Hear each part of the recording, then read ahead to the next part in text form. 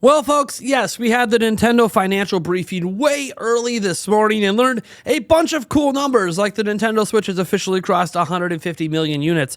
But there's been some words from Shintaro Furukawa as well about the future of Nintendo, and in particular, the thing we care about the most around here, Nintendo Switch 2. So, we got to dive into a bunch of articles for that because we're reliant upon Japanese media that were attending the meeting to give us some of these quotes. So, stay tuned for that, but we got to dive through the sales data first and then get into all that good news. And yes, it is good news about Nintendo Switch 2, including Furukawa talking about how he is going to deal with scalping. He is not cool with it, and he's got a plan. All right, folks, before we dive in, though, I want to remind you we're on the road to 150,000 subscribers. If you're enjoying the channel and all that, all I want you to do is subscribe.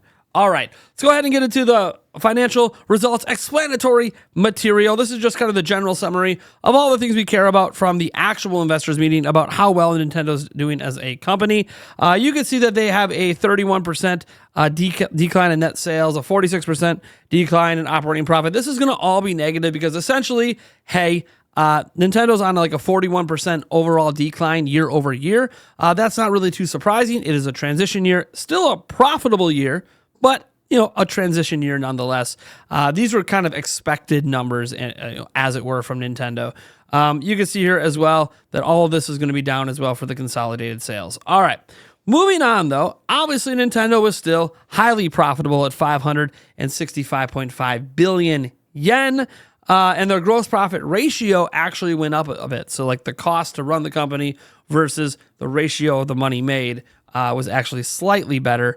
But as we go down here, we get into some more interesting stuff. So we'll get away from all the profit numbers because Nintendo's almost always profitable. And instead, let's get into some of the stuff down here.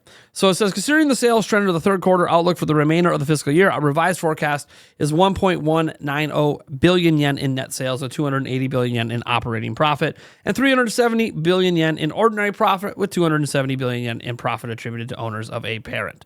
So this is obviously based on current exchange rates. So, all right. Now there's some highlights, and this is where things get kind of interesting. So yes, the quarterly unit sales, obviously, downtrend the last three quarters comes back up, but it's not as high as quarter three of the last fiscal year. However, Super Mario Party Jamboree is doing some numbers, man. It is the fastest selling Mario Party game ever. It is outpacing the other two on Nintendo Switch, probably well on its way to being a 10 million seller, maybe at some point this year. Pretty crazy. Mario Kart 8 Deluxe selling another 5 million units. Mario Kart 8 Deluxe just won't stop. Echoes of Wisdom chiming in at 3.91 million units, and then Nintendo Switch Sports added in 2.63 million units. They have a million sellers just for the last fiscal year. 19 of them, 12 were Nintendo titles, and 7 were third party. All right. By the way, this is important to note. The 7 were by other software publishers. Like that is, Nintendo showing that, hey, third-party software can sell in the millions on our platform. It's not just our own titles. All right. One thing, unfortunately, not talked about in this is Emio the Smiley Man. I'm guessing Emio the Smiley Man was not a million seller. I don't know what the sales expectations were for that game, but it didn't hit the million mark. That being said, this is a very interesting chart as well, and this bodes well for Nintendo's transition for Nintendo Switch 2 because the annual people playing from January through December of 2024 rose again to 129 million users, annual players. These are just people who turned on their Switch and played a video game in the last year. I do find that to be fascinating that that's still going up during Nintendo's weakest year for Nintendo Switch. So that bodes well that Nintendo is holding a really big audience and probably is why they expect to sell a lot for Nintendo Switch 2. So that is really awesome. As we go down here, so as you know, here's the first party sell-through. This is where we get the sales update of 1.41 million. Now you might see, well, wasn't it like 3.9 million for Echoes of Wisdom? That is what they have sold through to retailers. So that's what they've sent out, but they are confirming that 3.4 million of what they sent to retailers was actually sold through to consumers. Now, for Nintendo's number purposes, the 3.91 is what they actually, like, they made the money on that already. But those other 500,000 in sales will just be trickled out, because they're units that are already at retail stores, and it'll be trickled out into these upcoming months. Anyways, 1.4 million for Mario and Luigi Brothership. Really happy to see that one join the million seller club. Just because I hope that the series continues. It might not be the strongest entry in the series, but I do hope that that's enough for them to try again, right? It's always worth trying again. New development studios, it can get better over time. Here's where you see that Mario Party Jamboree through 11 weeks is the fastest selling Mario Party game. We can say this because Super Mario Party was originally the fastest selling, and now here we are with Super Mario Party Jamboree being even faster selling. So that's really awesome. All right. As we come down here, you can see the split up of digital sales and all that. Roughly the same. Not a whole lot has really changed there in terms of the ratios. Reminding us of the first party titles ready to go this year. Obviously, they already dropped Country Returns. We obviously have Xenoblade Chronicles X coming up, and then Legends EA and Metroid Prime 4 Beyond. Those are all the announced titles at the moment. Nintendo Switch 2, I told you we're going to get to it. This is the only slide they put in their doc about it, where it says, hey, they announced it, and we offered a first look at the Switch 2 in a video, including hardware. And yeah, it's still going to be released this year. So just like reconfirming, nothing's changed there. It's still coming out this year. There will be a direct on April 2nd. They're just reminding everyone of the Switch 2 experience. Jealous, some of you guys that are going. And then they get into, obviously, how they've expanded their IPs, the opening of the Donkey Kong Country area of Super Nintendo World in December. Obviously, they're going to be opening up another one, an entire new Super Nintendo World, all this at Epic Universe on May 22nd. That's coming up as well.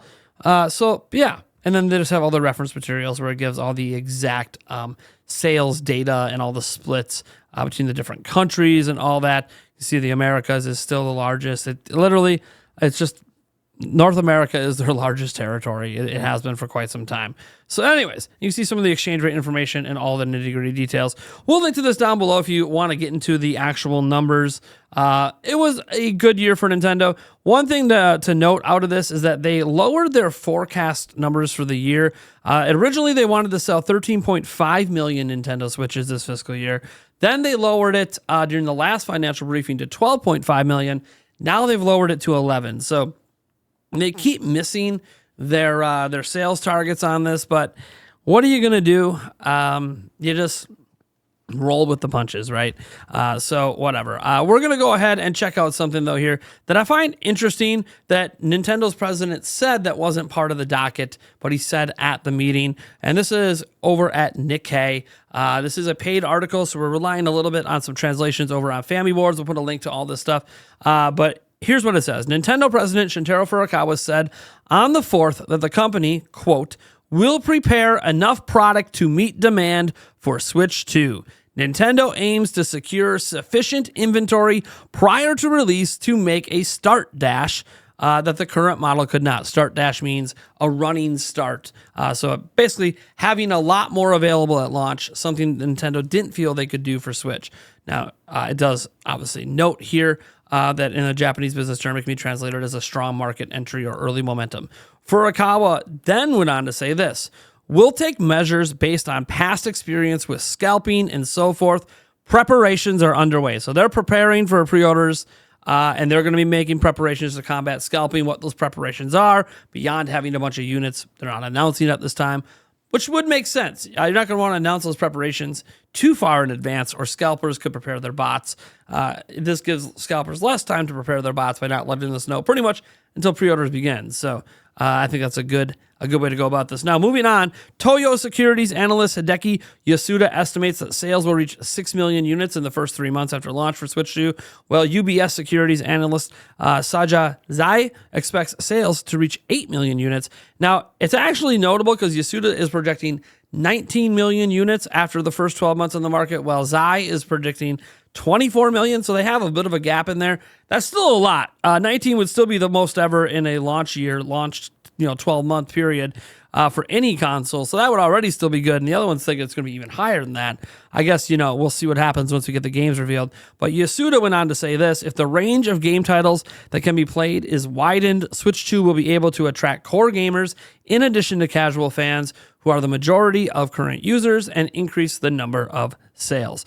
I kind of find the interesting part about the casual gamer thing, or the casual fans.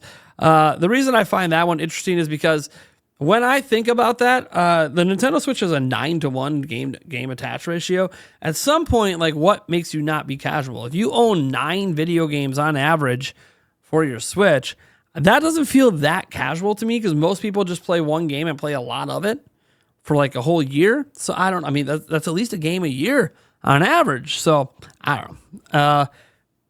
People like to make a lot of assumptions about the market, I guess. We have to get into some more here, because there's actually more quotes from Shintaro Furukawa. This comes over from Reuters. So Nintendo revises down operating profit forecast for the second time with sluggish Switch sales. And in here, what we're really focused on is down here where President Shintaro Furukawa talks. And he says, we revised the forecast downwards in the first half of the year based on our performance up to that point, but we have now revised it downwards again after looking at the results of the holiday sales season. As an unusual 8-year-old hardware, he said, it was challenging and ambitious goal. It was solid, but we didn't reach our target. Another factor was the failure to release a blockbuster in-house software like The Legend of Zelda, aka like a Tears of the Kingdom. Obviously, they did put something out there. So that's not the part we care about, but that's just letting you know that he did downgrade the forecast. Get to this part at the end. This is where things get interesting, because we talked about tariffs yesterday, and now Furukawa talks about it. Regarding the impact of President Trump's tariff policy on the business, President Furukawa explained, and this is a quote, "Switches are produced not only in China, but also in Vietnam," and this is one some of us didn't know about, Cambodia. "We have established a system in anticipation of various geopolitical risks." He added that if additional tariffs are imposed on China, a certain impact is expected, but the impact on our performance this fiscal year, which, is right now, will be minor. We'll keep a close eye on developments and thoroughly consider how to respond. So what he's basically saying here is, we kind of thought this might happen, and we did something about it years ago. We moved to Vietnam. We moved to Cambodia. We have ways to get our products in that don't involve going through China. So, I think Nintendo is pretty well positioned that, and I said this for a while, that we really don't need to worry about the tariffs, and this is just more proof of that. Now, more quotes from Furukawa, because again, we had to go to all these Japanese publications to get this stuff. Nintendo revises down the full year earnings. So here we go. On the 4th, Nintendo revised down its consolidated earnings forecast for the fiscal year, lowering the sales forecast. Right, we went over that stuff. The Switch sales forecast is reduced by 1.5 million to 11. But here's the quotes. President Shintaro Furukawa explained, "We don't think the impact of refraining from purchasing is that great. We think it's a solid 8th year, but we didn't reach our target." He also said that the sales of Switch, this is the part that matters, will continue as long as there is demand, even after Switch 2, which, look, we all thought it would still be for sale after Switch 2, but this is the first time he's really made comments to being like, hey, look, we're going to keep Switch available, like the original Switch. We're going to keep it available for as long as demand exists. So as long as people are buying it, we will make it. Now, are they going to make less quantities? Are they planning to sell significantly less fiscal year? Probably. I would venture they plan to sell, at best, half of what they sold this prior fiscal year, which would still be short of PlayStation 2, but does put it within striking distance for the following fiscal year, which I think is realistically when Nintendo could maybe overtake PS2. But yeah, I mean, this is obvious stuff, but it's just nice to hear Furukawa say that, hey, yeah, sales are declining. We don't think, it had anything to do with anticipation to Switch 2. We just feel like it's the 8th year. It's really hard to sell a platform as the sole platform for 8 years. This is very difficult. All things considered, still a really good 8th year, and it was. And we have the new system coming, so we're not really that worried about it. And we'll just continue to sell this. If you keep selling millions every year, we'll keep providing it. So Switch 1 isn't going to be going anywhere for a while. And I actually suspect there'll be a price reduction at some point later this year as well to really try to boost the sales up even more and make the system last longer. $100 Switch Lite could be in our future, folks. That's what I'm kind of throwing out there. Maybe a $300 or $250 OLED. Yeah, I'm just saying that could be in our future. So I am Nathaniel Robojans from Nintendo Prime. That's a lot of information to digest. I'm going to let you guys digest all that. Give me your thoughts and comments down below. We'll talk more about this tonight on our live stream. We can go over some of these quotes and some of my additional thoughts on this. Obviously, a lot of this stuff will be brought up in a topic on our podcast as well, because, hey, it is a big deal that, it's crossed 150 million units, 150.86 million to be precise for Nintendo Switch. All right, guys, thank you for tuning in, and I'll catch you in the next video.